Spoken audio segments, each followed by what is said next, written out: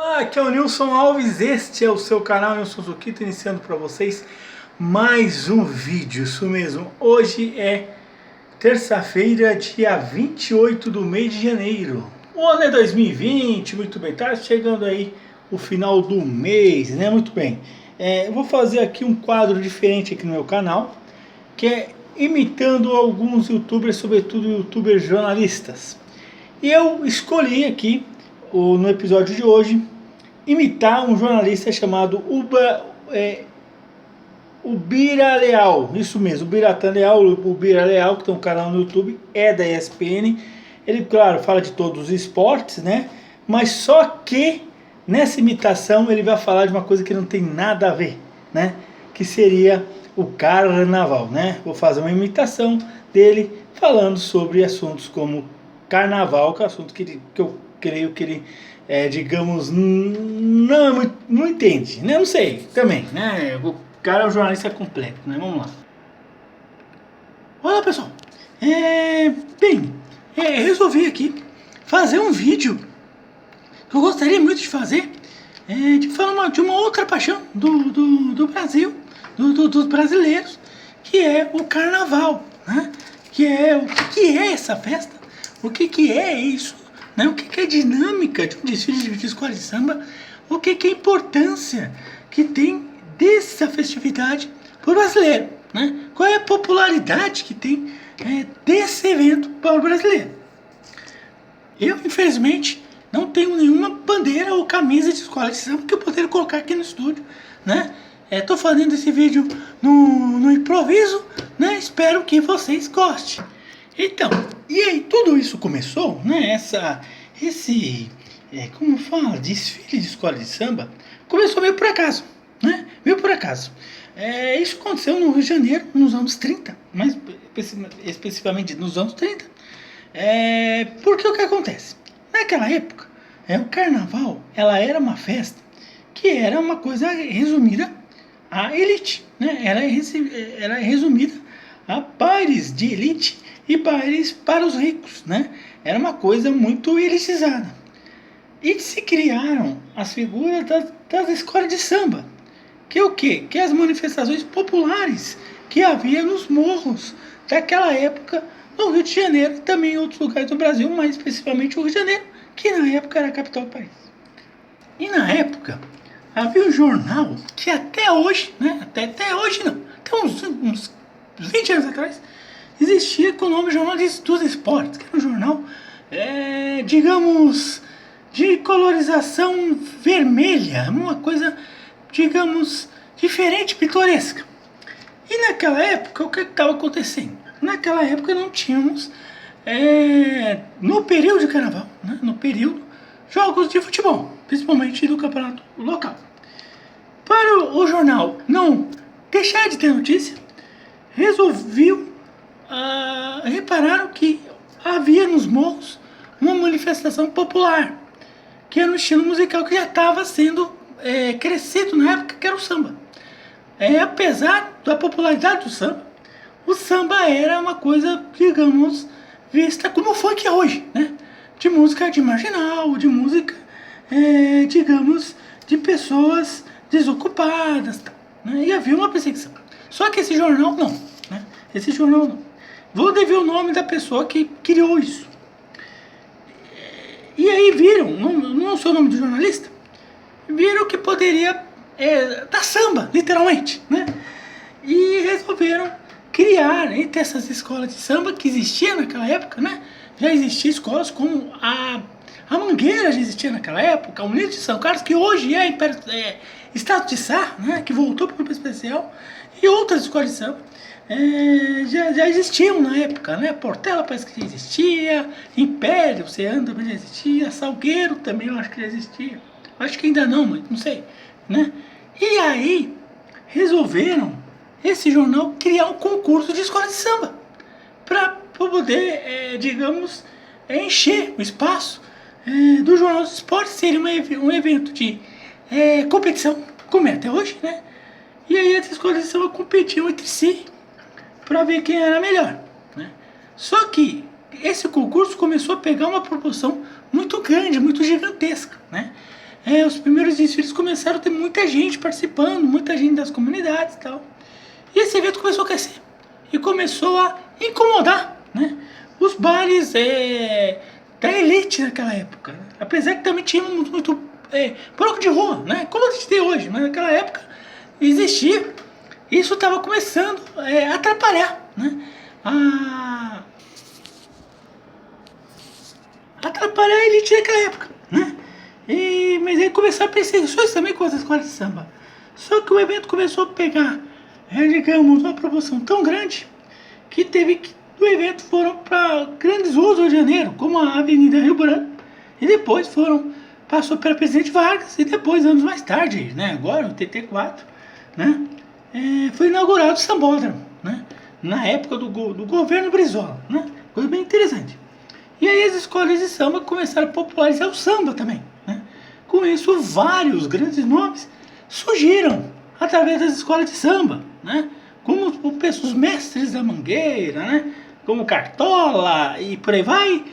Temos o pessoal da Portela, Império Serrano, surgiu muitos sambistas, e aí o carnaval começou a ganhar uma proporção e deixou de ser, por exemplo, uma festa do povo do morro e começou a se elitizar, né? A partir dos anos 70 o carnaval começou a ser uma coisa um pouco mais de gala, com o advento de grandes carnavalescos surgindo na época, né?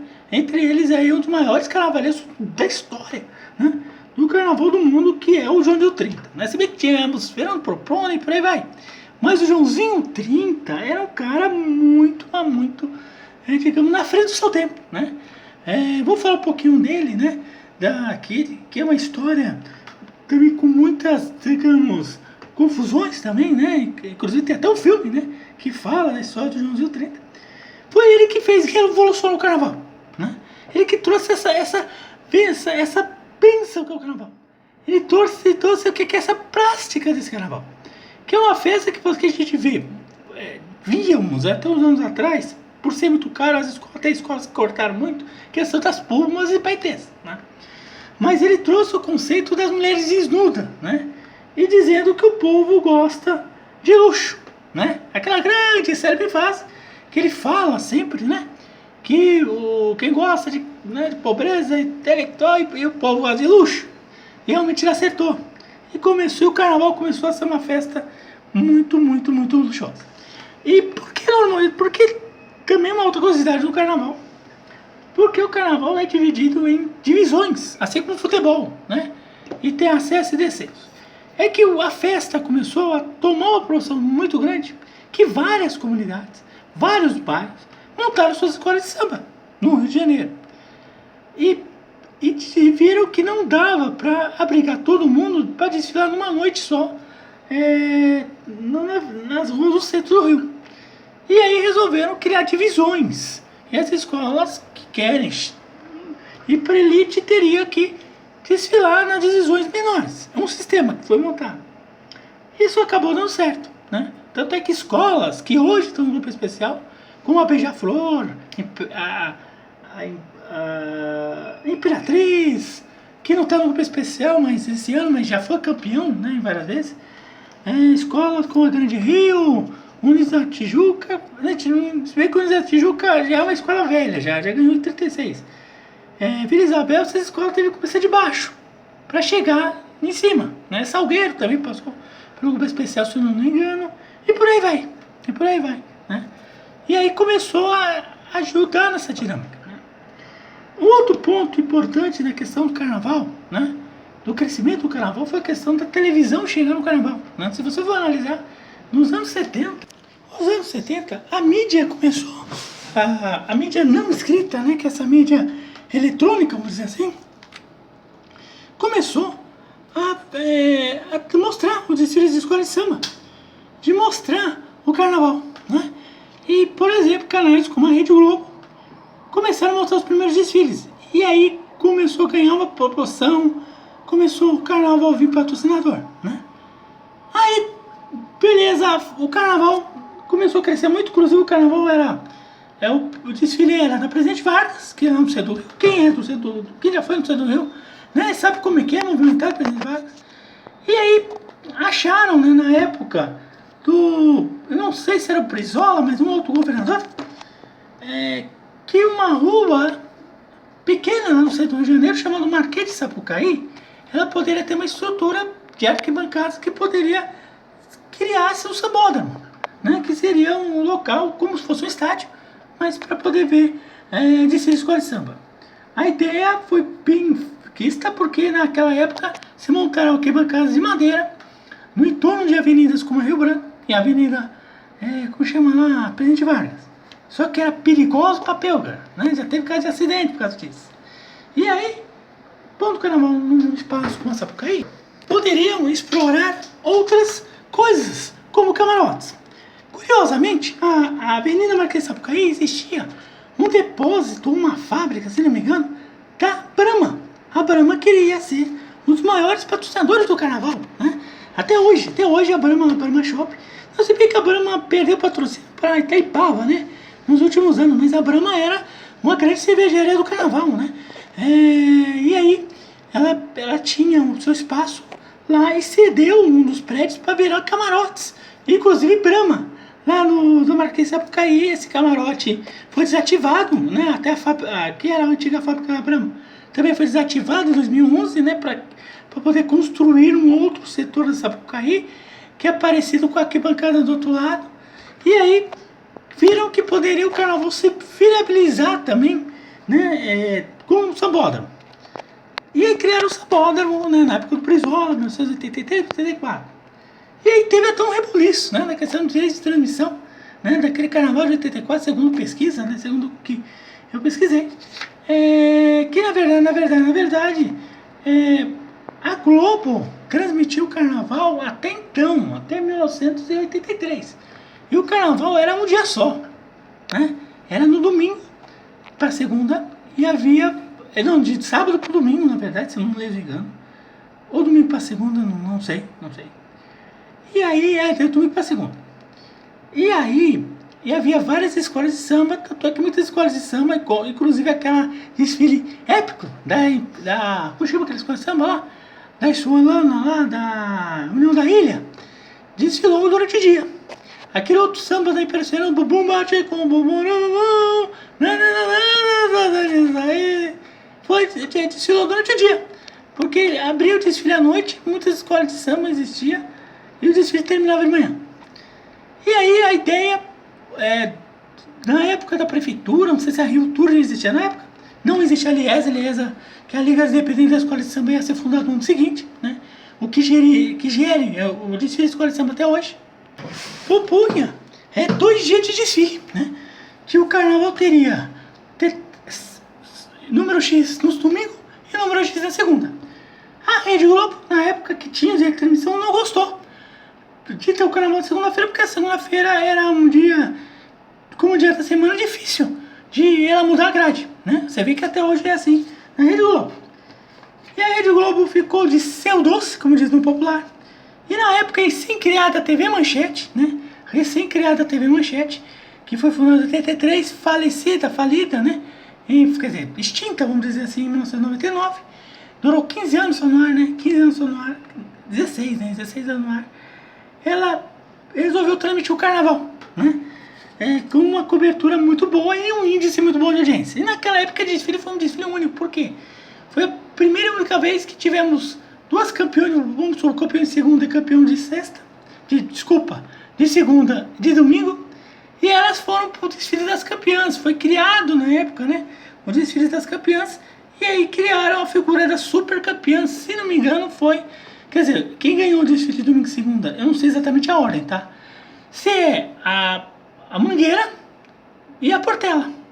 E aí, no sábado, elas foram decidir, como se fosse uma super campeã. Você vê que duas escolas também disputaram esse título. E quem levou melhor foi a Mangueira, né? A Mangueira, que era um grande enredo na época.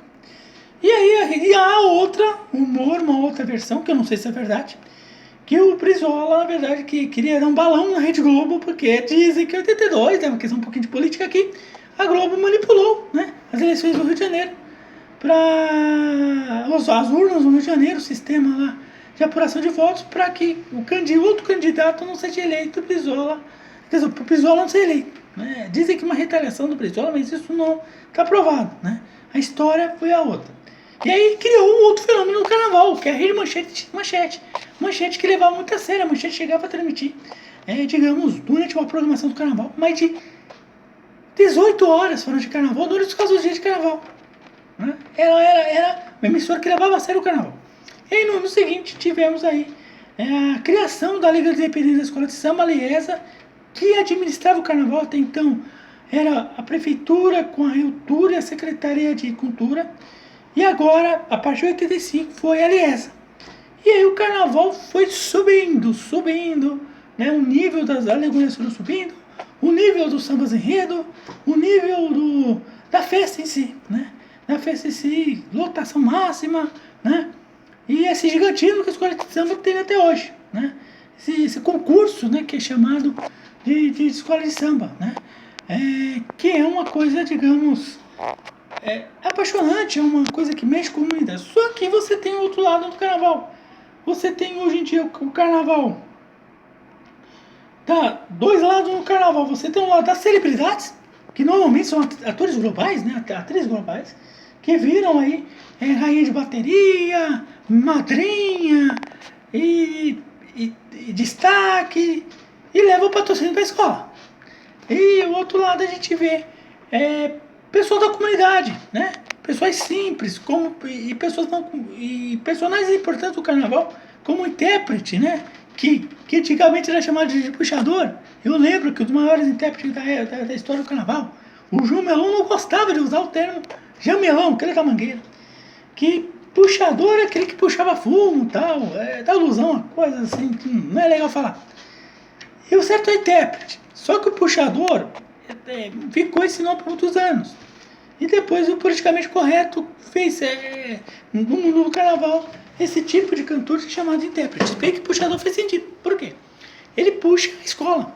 Quando ele canta, ele começa a cantar o samba enredo, ele tá como se puxasse a escola de samba. Então, quando começa o samba daquele ano ser tocado, ele começa a puxar a escola de samba para a avenida. Né? Por isso que é o termo puxador. Vem daí, mas só que o João Melão não gostava muito disso, então acabava interpretando, acaba não gostando disso aí, né? São coisas aí da história do carnaval. Se você for ver aí, o carnaval tá cheio de histórias, né? Cheio de grandes personagens, de grandes nomes, né? Da história do carnaval, né? Há muitos livros, inclusive, sobre o carnaval, muitos sites sobre o carnaval. Voltando a falar, o carnaval começou a crescer muito. E aí as alegorias, os níveis das alegorias começaram a crescer, as escolas foram inovando, quando, em 2004, o então carnavalesco que estava reemergindo, chamado Paulo Barros, que para mim é o segundo maior carnavalesco de todos os tempos, né? Atrás do Joãozinho 30, que é um fenômeno, né? É um fenômeno do carnaval, não tem como, né, negar isso, né? O Joãozinho 30 que trouxe o carnaval para fora da bolha, né? O carnaval era muito, digamos, admirado pelo pessoal que era do samba, o pessoal que era escola de samba, dentro da bolha. Ele tirou o carnaval da bolha e trouxe para toda a sociedade o que é o carnaval. Né?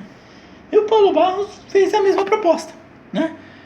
Com o desfile de 2004, na época ele era da Tijuca, né? Tijuca, que ele fez aquele carro alegórico com um monte de pessoas, uma coisa eletrônica, né? E depois ele foi se consagrar no Unis da Tijuca com aquele, de novo, né? Ele passou para Viradouro também, tentou renovar, ele renovou na Viradouro, com aquele samba do jogo virou muito bom, né? Não lembro que ano foi, do enredo. Depois, em 2010, com o Segredo, ele se consagrou, Paulo Barros, com aquela comissão de frente que se trocava, né? No meio do desfile, e aquela comissão de frente fez o carnaval crescer, mudar de patamar. Fora os caras alegóricos, megalomaníacos, que a gente vê nos sambas por aí. E agora temos também uma figura de um carnavalesco muito bom, jovem, chama Leão do Vieira, que é da Mangueira, que também traz essa proposta, né, de coisas bem luxuosas. Se bem que a gente teve no carnaval muitos outros grandes carnavalescos, né, como a Rosa Magalhães, que já ganhou muitos carnavais nos anos 90 pela Imperatriz Leopoldinense. Ela era muito criticada por só fazer desfiles para os jurados, né? Tipo assim, fazer que as escolas de samba passa pela cabine de jurados e se apresenta as cabines de jurados, e quando perto do povo começa a fazer, não ter performance, né? mas ela ganhou muito carnaval, acertou muito. Temos também carnavais como Renato Lage, Márcia Lage, que é a esposa dele. Quem mais aí do carnaval? Temos aí diretor de carnaval como Laíla, que era por muitos anos diretor da Beija-Flor, ele por muitos anos ganhou títulos na Beija-Flor, agora está na União da Ilha. Tem o Francesco que está na Beija-Flor também. Quer dizer que a Beija-Flor é uma escola diferente, né? Ela não tem a figura do carnavalesco, só carnavalesco, né? Desde a época dos anos 30, né? Depois dos anos 30 saiu a Beija-Flor, que é a comissão de carnaval, que por muitos anos foi presidido, como eu acabei de falar agora, pelo Laíla. Laíla, finalmente consegui falar o nome dele certo. Finalmente, né? Finalmente consegui falar o nome dele certo. E aí outros nomes surgiram, como Cauê Rodrigues, e o Milton Cunha, que é comentarista da Rede Globo Televisão, um cara que tem uma mente muito interessante, trouxe de volta a inteligência nos desfiles de escola de samba, de transmissão dos desfiles de escola de samba da Rede Globo, que estava depois da saída do Fernando Lanucci, meio bolocochô, né? Mas muito bem, aí tem esses nomes do carnaval aí, né? Eu esqueci até o nome, o Alexandre Losato já ganhou carnavais também, são os nomes aí de muita gente do samba, né? Do carnaval, que estão fazendo aí o carnaval ser muito grande, né? Infelizmente, hoje, o carnaval do Rio de Janeiro não está tendo o dinheiro da prefeitura, né? O prefeito Crivella está fazendo uma campanha contra o carnaval, por uma questão, misturando o carnaval política com religião, que sabemos que dá caca, né? Essa combinação de política e religião, né? Política e religião dá tão mal que olha o que está acontecendo no Oriente Médio, né? E aqui no Brasil estão aplicando isso também, né? E não está sendo uma coisa muito boa. Bom, pessoal, abraço pra vocês, assine meu canal, ative aqui as notificações, né? Se quem não gostou do vídeo, dá dislike, quem gostou, dá like e fui. Então, para quem não entendeu, né? Para quem desde o início do vídeo não entendeu a vozinha que eu tô fazendo, a vozinha é a vozinha desse youtuber aqui, o Bira Leal, né? Vamos ouvir um pouquinho da voz dele para vocês situar um pouco aqui de quem eu tô falando aqui. Vamos, peraí, vai logo, peraí, só um minuto.